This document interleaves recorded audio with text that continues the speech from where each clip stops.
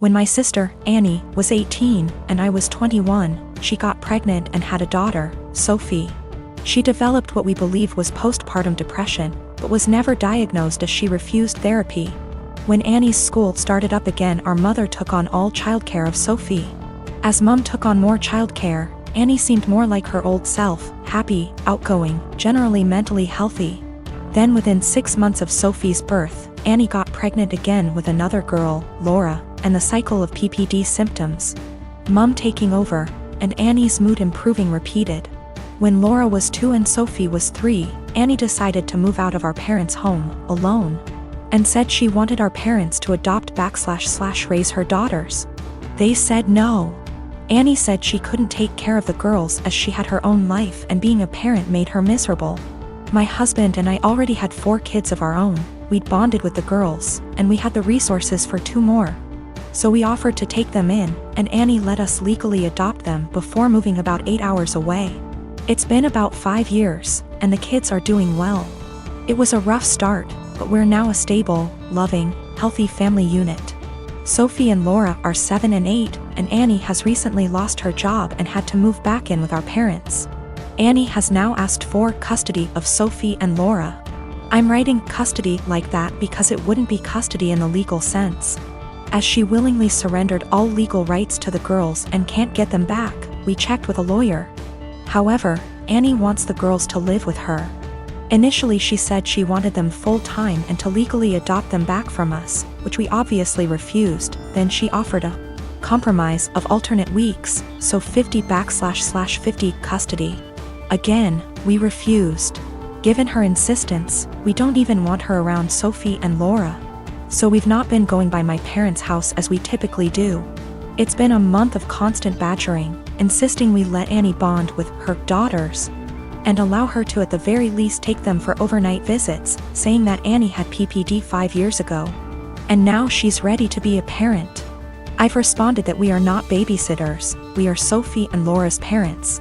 They're in a good place and this will be detrimental to all 6 kids. And Annie doesn't get to step in now when she never stepped up in the first place. The response from my parents and Annie is that I'm being unsympathetic to her PPD and I should let her at least have a chance, rather than deem her unfit without giving her a chance to prove herself. Plus, given that we already have 4 kids other than them, Sophie and Laura could probably do with a smaller household, and saying we're being unreasonable for not allowing Annie to bond with her kids. I am a 17-year-old female, and I still live with my mom, my stepdad, and my 2 half-siblings, 5 and 7 year. My dad died when I was 5, driving me to the hospital. Mom didn't want to pay for an ambulance. He died in the crash and my leg and spine got busted up in a way that has left me needing a cane pretty much ever since. My stepdad's always been a little distant with me. He likes to make jokes about how I'm an early blooming black widow. I think he gets that from my mom, who blames me for my dad's death. I do too, it is my fault after all, so I don't push back on it. Anyway, the point is that with the current situation my parents are always looking for ways to get my half-siblings active and doing things, without leaving the house, and have recently settled on scavenger hunts. I have no problem with this honestly. I wish they'd stop hiding stuff in my underwear drawer, but it's a 5-year-old and a 7-year-old so that's not the worst. My problem though is that they keep taking my cane when I'm not looking. I tend to get lost in my homework and my writing hobby and zone out, and having it be one of the items that my half-siblings have to find. When I complain to my stepdad, he's a SAHD so is usually the one running these things. He scolds me for being selfish and points out that my swivel chair has wheels if I need the bathroom and that they always get it to me before I have to go downstairs for dinner. I tried my mom yesterday, and she said that I was being a brat and that if I wanted a father who cared about me I shouldn't have killed my dad. I got really upset at that point and called my grandparents, my mom's parents. Dads are dead too. They showed up at 10 p.m. yesterday, and Grandma screamed at them while Grandpa packed my stuff up and helped me out to their car. My mom's been blowing up my phone and email, calling me all sorts of names and accusing me of turning her family against her and trying to get her in legal trouble, since minors can't move out. And I can't help but think that maybe she's. I am a 35-year-old female, been with my fiancé for 3 years. We both work and we both share rent and other expenses. But my fiancé is currently looking for a new job. He lost his old job 3 months ago. My family lives 30 minutes away, and although it's been difficult this year, I decided to get my brother, who has a chronic condition and struggled a lot lately and was in the hospital for a few days for anemia. The one thing he's been wanting for some time. I got him an Xbox that cost me $300. He was so happy, and I'm glad I was able to cheer him up during those times. My fiancé received a few gifts from his family, but he wasn't happy with any of them. I got him a perfume and he liked it. We were visiting my family and we had dinner with them. My fiancé looked at the Xbox I got for my brother and didn't stop talking about it. My parents noticed. I told him to stop complaining about what he got / didn't get this year. That made them uncomfortable, especially since they've been dealing with my brother's health issues and needed to relax. We got home and my fiancé took something from the closet and left for about an hour. I was asleep when he came back. In the morning, I was surprised to find my brother's Xbox in the closet. I woke him and asked him about it. Turned out he dropped me off, drove back to my family's house, and exchanged the gift his aunt gave him, a $14 fancy pen, with my brother's Xbox. He said that my brother was happy to exchange gifts. I was so mad. I told him this wasn't for him, and he basically took something that is not his. Not to mention a pen for an Xbox, that's ridiculous.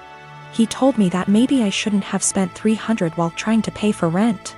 I told him as long as I can pay rent, that's not a problem, and that he needs to find a job if he thinks my money isn't enough.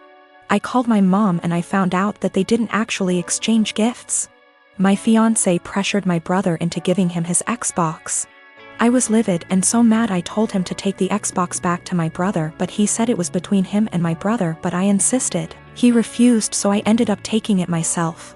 My fiancé argued when I took it and said that I was pressuring him and treating him poorly and have no respect for his feelings.